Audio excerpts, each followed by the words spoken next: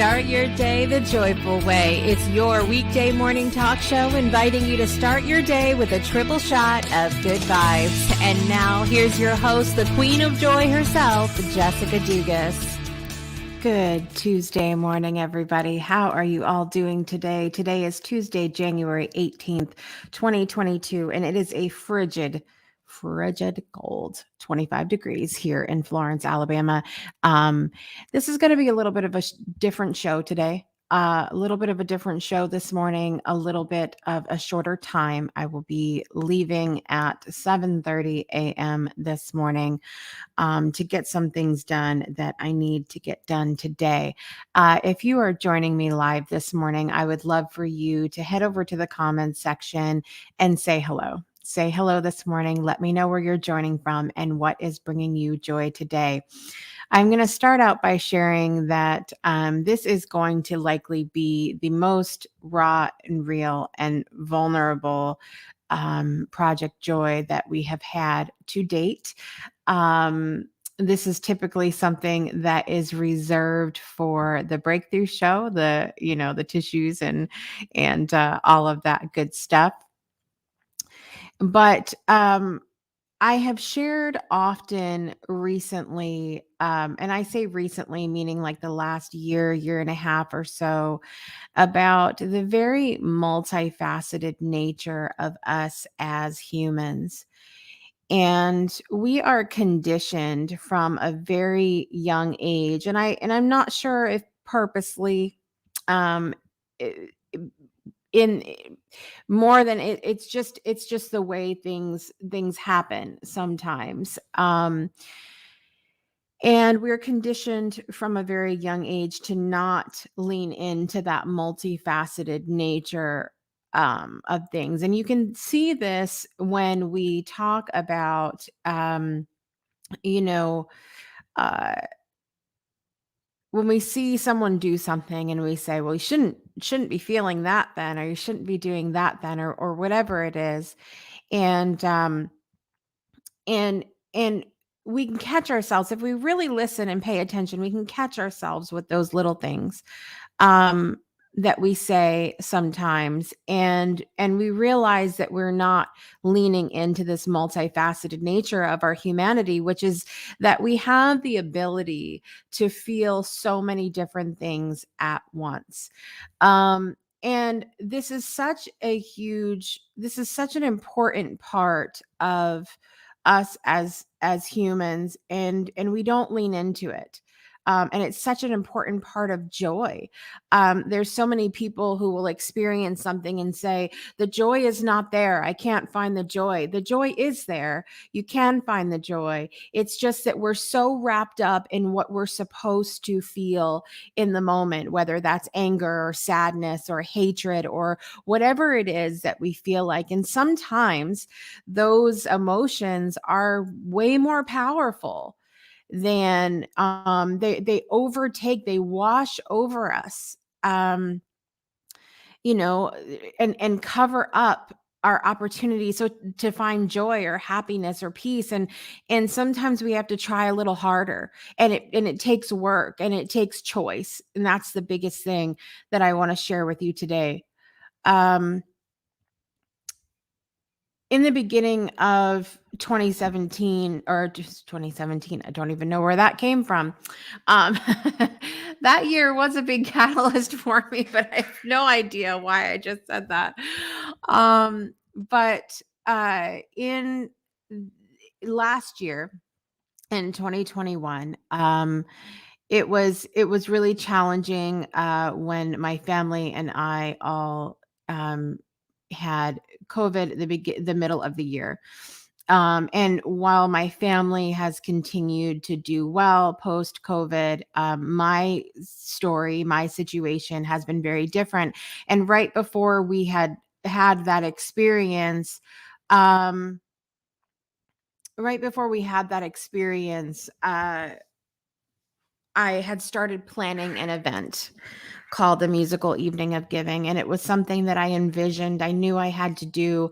And when I got sick, I really had moments, and I shared this before on here, that I wasn't sure if I was going to be able to do it, fulfill it, or what that was going to look like. Um, and despite the challenges, despite days when I wasn't even sure I was going to make it to the next one, um, the event happened. The perfectly imperfect event happened. And it was such a high and such a moment of, God, this, I can't believe it happened, and it feels so good to have accomplished that. And then after that event, shortly after, kind of still in this high, getting things done, trying to, it still had so much to do with the event, still things to send out and everything else. And I feel as if the bottom fell out. Um, I started struggling to implement my wellness program, for a few different reasons. And I've shared about my journey with that before. And then 2 weeks before Christmas, my husband lost his job. And it's interesting because there's been so many lessons around that we feel like we can't start a business for ourselves because there's not security there. But the truth is, there's not security in anything. You never know when a company's going to close or change things around, and when you are not going to be enough for their position anymore. And I had purposely chose after that time to pause a lot of what I was doing with, you know, uh, closing out the stuff from the event and doing, I had planned on beginning recording for the breakthrough show in December and decided to postpone that. Um, and, and then, in the interim, we decided, that's where our Double D's Chronicles segment was born for this year's Project Joy, when we started doing deliveries. And scheduling became just non-existent. I came on to do Project Joy ever since the first of the year, so 18 days now. I came on to do Project Joy, and then would be out and helping my husband. And in that process, as I shared last week, tore my calf muscle. And it's, you sometimes get in this place of like, like I'm literally doing everything I know how to do right now to not just survive but thrive. And it's frustrating. It's frustrating. I continued to go out with my husband. Was not getting out of the car. I was doing a lot of the phone, talking with dispatch and things like that. And all of this time, around us in the world, uh, COVID fears beginning to rise again, celebrities passing who had a huge impact on our lives, who have helped to shape our lives, and then experiencing personal grief, losing a high school friend, um, learning of his passing. My brother's grandfather passed away last week, Grandpa Roland, and he was fantastic. And then yesterday, as we were out and doing deliveries, my husband had walked up to a door and come back into the car, and he got a text message saying that a very good friend of his that he worked with, that we knew, in the Auburn area, committed suicide this weekend. And it is so incredibly easy to sit back and drown in the sea of all of this grief. Because grief is not just about, loved ones passing away. Grief is the loss of anything. Grief is the loss of a job, of friendships, of your schedule the way it once was, of the body that you counted on. um, Grief is so many different things, and it's so easy to sit back and drown in that. And it reminds me of when I was a kid. I loved floating in the water, and I would get so caught up in the beauty of that, of how it felt to float and feeling the water against my body and feeling the air and the weightlessness as you're floating. And then all of a sudden, you kind of have this moment. I would have this moment of peeking. I would peek around and realize, oh shit, I have floated out. I have floated out pretty far. And you have this moment of sitting up and just going, oh God, what's going on? And it just reminds me when we're caught up in all of that stuff. And we can panic and we can sit up quickly and we can start floundering around and going, oh God, I'm in the water. Or we can take a breath and look around and going, okay, well, I'm in the water, but look how beautiful it is here. And we don't have to panic. And this journey of grief, there really isn't a journey. It's all mixed in with everything else that's going on. Um And one of the things I had the pleasure Saturday of attending another poetry workshop by my friend Dorothy Oger, who this is my second poetry workshop I've done with her. And Dorothy is a magician. When it comes, like, you might think I suck at poetry. I've never written a poem before. I don't know what this is going to look like, and it will be amazing. Just go. I mean, if you want an introduction to Dorothy, please let me know, because her poetry workshop will change your life. And we had the theme for the poetry workshop was "We Stand for Love." Um, we shall stand for love. Excuse me. I want to make sure I say that correctly. And one of the things that I shared is, in looking at all of this, is that um, I have this innate ability, and I'm not sure that everyone has this, to be truthful. I'm not sure that everyone has this. I'm not sure that this is part of everyone's journey, to experience the level of multifaceted emotion that I experience, the level of it. I think everybody's capable of it. We all have these emotions at the same time. We have to choose to allow ourselves to experience them at once. But the level at which I experience it is something that I cannot share.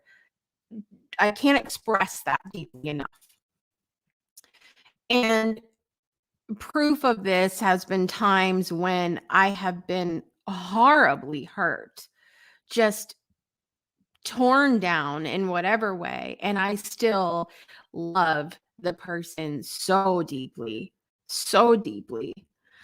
Um and just it's beyond what I can explain, and I don't want to try to. Um but that a lot of the action of love, and I can say I'm sharing this because I can say the same thing for joy. A lot of the action of joy is about choosing it anyway. And I wrote this poem on Saturday, and then I wrote another poem this morning as I was sitting here you know, contemplating this concept of grief and joy during grief and all of that. Um, so I want to read you first the poem of uh, that I wrote on Saturday. It's called My Heirloom. Love is an heirloom blanket, torn, pungent, unmatching. The frigid warmth of the first touch. Reach for it anyway. snuggling in effervescently, eagerly, effortlessly, ecstasy. One human, open and willing to give and receive without boundary. Reach for it anyway. I beg of you, my love, to choose to simply be. I beg of us, my love, reach for it anyway. So that is the poem that I wrote in Dorothy's class on Saturday. And then this morning, I penned the following: grief. Look for the joy in grief. Choose the joy in grief. It doesn't make it all better. It doesn't make it all go away. It doesn't mean ignoring reality. It doesn't mean the absence of sadness. It doesn't mean it doesn't hurt. It means to be in it, all in it. Feeling everything, feeling sad, feeling hurt, feeling angry, feeling frustrated, feeling confused, feeling scared, feeling joy, feeling gratitude, feeling intense love.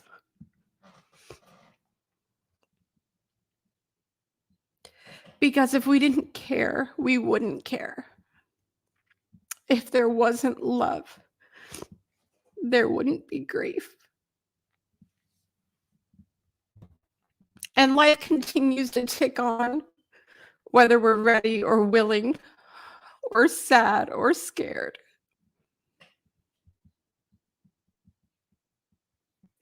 Life continues whether we have a plan for the future or not.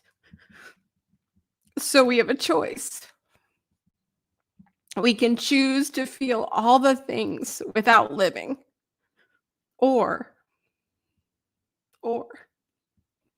we can choose to feel all the things and allow the joy mixed in with all the other emotions to be the fuel that enables us to keep living. Living with love, living with purpose, living with peace, living with joy. Grief and joy.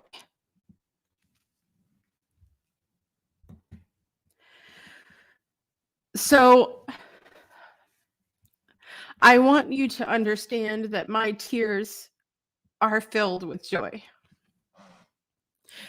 My tears are also filled with sadness,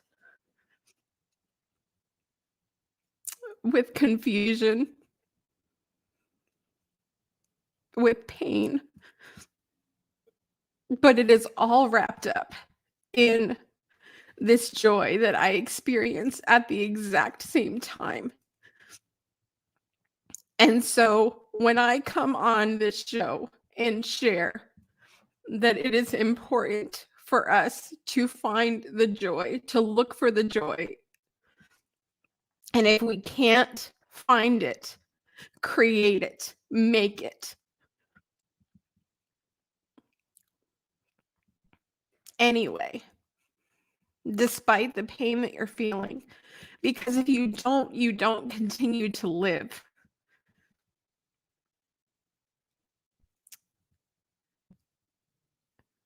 And if we're looking to honor the situations, the people, if we're looking to honor all of that in our grief, then we must choose to continue to live and live with joy. And so I realize that this is not the typical format of Project Joy. But what I really want to get across this morning is that joy is this too. There is joy in the tears. There is joy in the pain. There is joy in the sadness. And if we just allow ourselves to experience all of those things at the exact same time, we will experience the most intense joy we've ever experienced in our lives.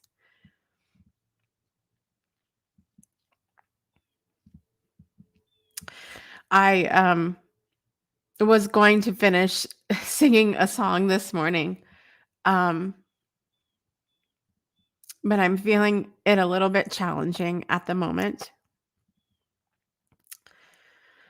And that's okay too.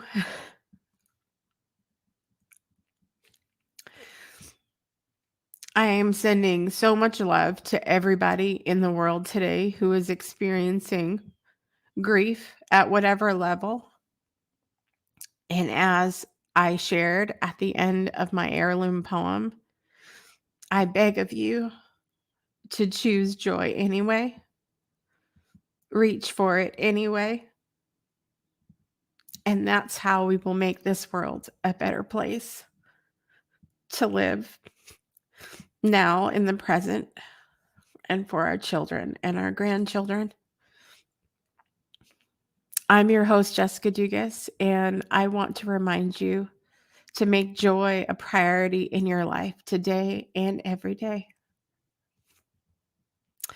Thank all of you for being here this morning.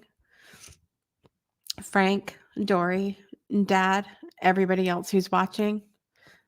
I appreciate you, and I will see you tomorrow.